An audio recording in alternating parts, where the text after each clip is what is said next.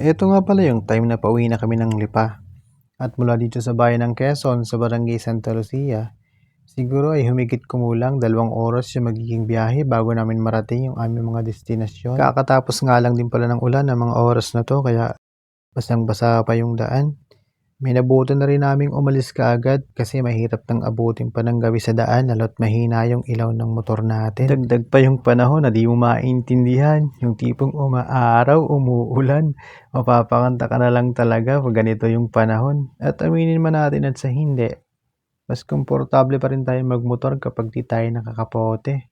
Parang sagabal pa rin kasi yung kapote kapag nagdadrive tayo, sumasalak sa hangin at umawagayway hala't hindi fit sa atin. Chill nga lang din pala yung mga takbuhan namin sa mga oras na to. Bukod kasi sa madulas at basa ang daan, mas mabuti na rin yung nag-iingat. Wala din naman tayong hinahabol ng oras. Ang mahalaga makarating tayo ng ligtas sa ating pupuntahan. Maraming salamat nga din pala sa buhay ng pamilya ni Ma'am Emily na nagpatuloy sa amin sa lugar na to. Salamat sa mainit na kape at sa pagluluto ng aming tanghalian. Maraming salamat din sa papa ni Ma'am Emily na umalalay sa amin palabas at papasok ng kanilang bakuran. Medyo mahirap din kasi yung daan patungo doon sa pinagparadahan ng mga motor namin. Makipot at makitid yung daan. Dagdag pa yung bangin na yung babagsakan kapag nagkamali ka. Mabuti na nga lang din at kumanda na yung panahon habang kami pauwi. Mas may enjoy kasi natin yung ating mga daraanan kapag hindi umuulan. Ito nga pala yung isang ride sa nakulayan na sa mga drawing na plinano. Mas mabuti pa nga doon yung biglaan. Mas natutuloy pa kaysa doon sa matagal na plinano. Tapos sa magiging ending, drawing. Sayang lang yung excitement ng bawat isa kapag gano'n. Ito nga pala yung daan na talagang may enjoy natin kasama ng ating mga tropa at tunay na mga kaibigan. Sabi nga ng iba, di mahalaga kung kokonti o madami kayo. Ang mahalaga yung totoo at dadamayin ka sa lahat ng pagkakataon at oras na magkasama kayo. Yung tipong lahat kayo magiging masaya sa mga lakad at mga planong ginagawa ninyo.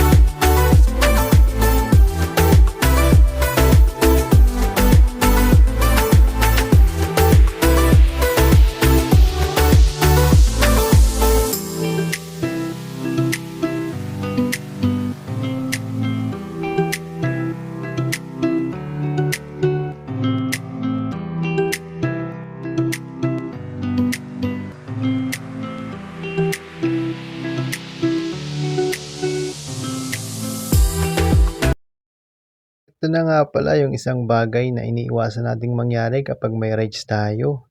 Ang maplanta ng gulong.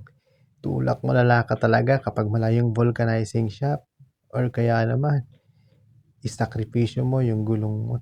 Pagkaraan nga ng ilang minuto matapos madala namin sa vulcanizing shop yung motor ni Boss Ricky, nagpaalam na kami, mauuna na. Kailangan din kasi namin makauwi kaagad ng maaga kasi may pasok pa kami kinabukasan. Iyak malala tayo nito bukas sa sakit ng katawan. Ikaw ba naman ang umakyat at bumaba doon sa mataas na hagdan? Pero sulit naman talaga yung pagod kapag narating mo na yung falls na yung inaasam-asam. Tunay naman talaga mag-i-enjoy kapag nakita mo yung paligid at samahan pa ng napakalamig na tubig. Dagdag bonus pa yung bukal at yung falls na hindi mo alam kung saan nagmumula. Basta pumapatak pa lang sa gilid ng bundok, mag-i-enjoy ka talaga. Pero sinasabi ko sa'yo, di ka makapagbabad kahit tanghaling tapat kasi sobrang lamig. Nakakamangha talaga ang kalikasan. Pero mas nakakamangha yung lumikha sa kalikasan. Ito nga pala yung sumalubong sa amin dito sa may San Antonio, Quezon. Napakagandang paligid at napakagandang sunset.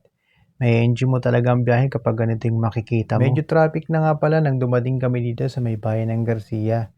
Nagpaalam na din dito yung dalawa nating kasama, si Paring Dave at si Maring Madel. Ingat kayo palagi at sa mga susunod pa nating mga rides. Salamat nga pala sa pag-invite nyo sa amin sa rides na to. Hanggang sa uulitin, hanggang sa muli. Medyo mahaba-haba din nga pala yung pila ng sasakyan sa lugar na to. Kaya medyo natagalan din kami bago nakalis. Sobrang haba kasi ng traffic. At nagpaalam na rin kami sa aming kumpare at kumari at umuna na rin kami kasi medyo malayo-layo pa yung aming pupuntahan at uuwian. Dinaanan nga din pala namin sa lugar na ito yung tindahan ng pakwan na madalas namin binibilhan kapag napapadaan kami at napapagawi sa lugar na dito nga lang pala yan sa may kanto ng Garcia malapit sa tapat ng gasolinahan. Pagkatapos nga naming mamili ay rekta uwi na kami. Hapon na rin kasi na mga oras na to. Posibleng dilim na bago kami makarating ng bahay kasi madalas traffic sa may pinagkawitan. Pansin, ingay sa tabi, magulong kapaligiran, sa'yo lang ang tingin, di pinapansin, ika'y paiikutin ng dahan-dahan, sa gitna man ng daan. Sa bawat sandaling ikaw ay pinagmamasdan,